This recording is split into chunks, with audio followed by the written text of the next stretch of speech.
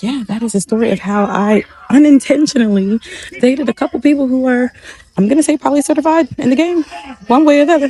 They was gang gang. Does that make me gang gang? Did you gang bang?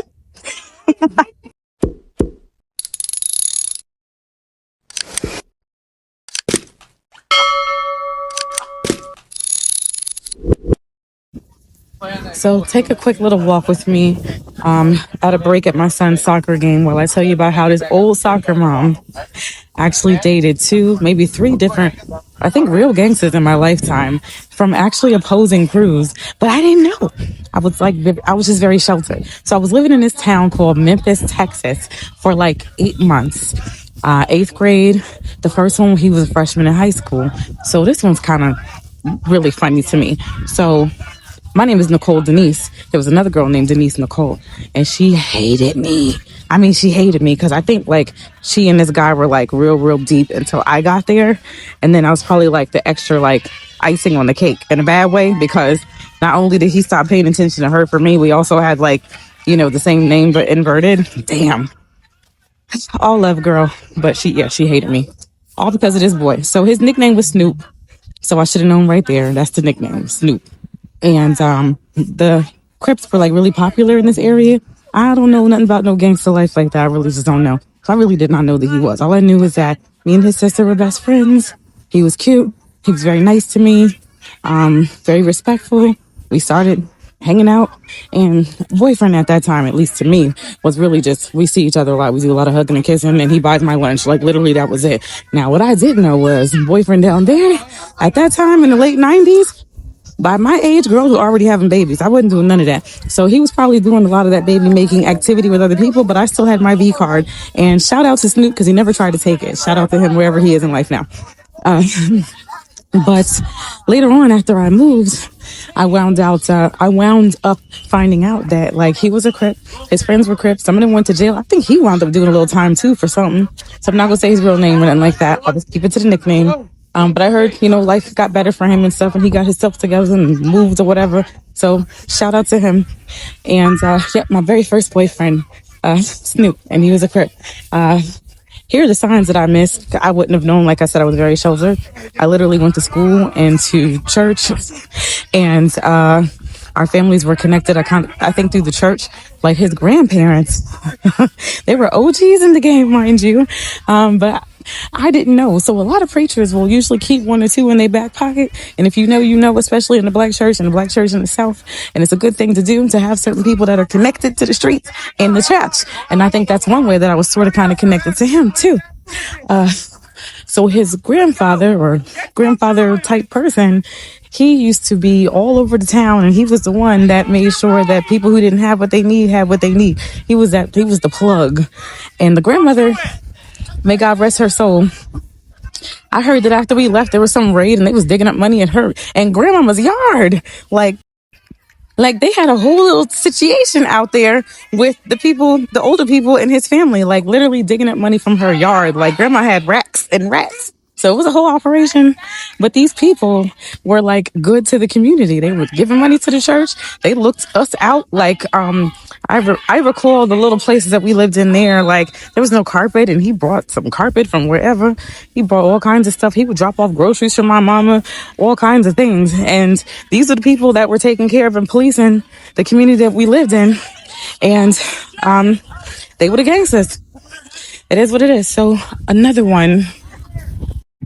All right, so I got to get back to this game. So I'm going to skip over one or two other ones that I suspect were, and I'll talk about the other one that I know that actually was. So when I moved back to Jersey, I decided I wasn't going to get with nobody like for real. But, at that time I was still into like entertaining people. So I'm not saying the name because of this person, but this was close to 10 years ago when I first got back here. I was in a couple little film communities, and I did something where I was doing like somebody's music video or whatever.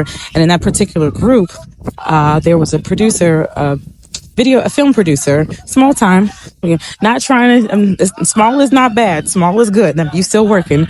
He reached out to me and we started having some conversations. He was cute. I'm cute. We cute. And we started spending a little time together. I'm like, okay, this is really nice. And I noticed there would be certain things he would say in Spanish that I was like, that seems a little like on the street side, but I'm not quite sure because I don't understand all of this. And then he had this tattoo on his hands, and he would always wear this hat too, and had the same little symbol on it. But I think he said it was a sports symbol, and it probably was. Again, I don't know anything about this life. I wasn't raised in this life. But he was a professional, so I'm like, all right, he's not like street. And we spent a little time together for a little while right before the pandemic. Pandemic shut all that down. Pandemic probably saved my life. I don't know. So I started asking questions, and when I would ask questions, he would give me really funny answers. And one of them was like, it was a P. It was a P tattoo in his hand, and it matched like some hat he would wear and some shirts, and he wore a lot of red. And I was like, I'm not really seeing him around gangster type activity, but this is a new day and age. Gangsters ain't the same no more. A lot of them even be a little on the real soft side and the effeminate side, and they just move real different than what I was used to seeing in the 90s and 80s. And forgot how I put two and two together. I don't remember, but I think that he was Pyru, and I think he was a blood. And I was like, oh damn, sis, you done wound up dating a Crip and a blood. What are we gonna do with you, girl? What are we gonna do with you? I think you just need to leave all these people alone, because y'all, my meter was off. It was all the way off. My picker was off. I mean, they weren't really bad people, but whatever. My picker was a little off because Lord. And again, this one, we didn't have no problems. Neither one of them defiled me or treated me bad. They actually treated my presence like it was a present, so I'll give them that. I will give them both that. And that's it. That's the story. Oh, yeah, I'm trying to recall how I figured out that the P was for Pyru. I think I may have just Googled it, because he would always give me really funny answers. Like, and I'd be like, oh, you so silly. But for real, is you about that life? Because I'm like, I just need to know if you about that life, because I'm not, and I'm for the most part a good girl, and I just don't need people like knocking on my door asking questions that I can't answer, and I don't even want to be able to answer it later on in life. So please, like, let me know a little something. What is it with all of these so-called monsters that somehow have a way in my life, knowingly and unknowingly? My godfather, y'all, my actual godfather, former military, and he's actually certified. He is. I didn't ask for this. I didn't ask for it. Another one. One more, and I just remembered. Then I got to get back to this game. So there was another one when I was in Texas, when I was going to music school in Texas. He's a musician. He plays like piano, drums, sings amazing. Look, kind of like a Rastafarian situation, but voice, I swear, is so reminiscent of voice like John Legend, which really throws you, because you think he's about to take you on this whole Caribbean vibe, and then the voice comes out and he's like, oh, he's supposed to be on somebody's like $2 million wedding stage. Like, wow. So shout out to him. We're actually still pretty cool friends. But him and his daddy, certifiable. Now, he was a pastor's son, so I'm like, okay, this is cool. Great talent. We have fun together, shed together. I'll go to your gig, you come to my gig. I was actually singing for a gospel artist, but still, it's all music. And I would hang out with him and his people from time to time, but I noticed his father was not only a pastor, but he also owns a barbershop, and he owns a tattoo parlor, and he was a tattoo artist. And his daddy is this recording still? I don't know. Okay, it was recording. Yeah, Daddy had a couple different businesses going on, and it was just something about the vibe. I was like, I'm starting to think like you got a lot of things happening. Are you laundering money? See, that's a problem. I got to stop thinking too much about things and trying to just figure it out. So if I got to think and figure it out, I need to stay away, right? So these were other lives. This is not the life I have now, but exciting looking back on it. So what caused me to be like, you know what? I ain't fooling with this person no more. Well, first of all, I shouldn't have been, but that's another story. I'll just have to go and watch all my little life stories on YouTube about my former lives. But I was going to visit with him and his friends one day, and when I got to the house, I got there early. Nobody was there. I hear a little tap, tap, tap on the door, and I'm seeing a tap, tap, tap, and it's a black woman's hand. Nails were cute, but then it was also a not microphone. It was also a flashlight, and I'm like, okay, there's a flashlight, and then I kind of zoom out, and it's all in slow motion, and I'm looking at this. Mind you, she was beautiful black woman cop standing outside knocking on my car window, and I'm like, I didn't do anything. Like, what's going on? Totally threw me. So she starts asking me some questions. Do you know who owns this house? And my mind was like, just say no. Just say no.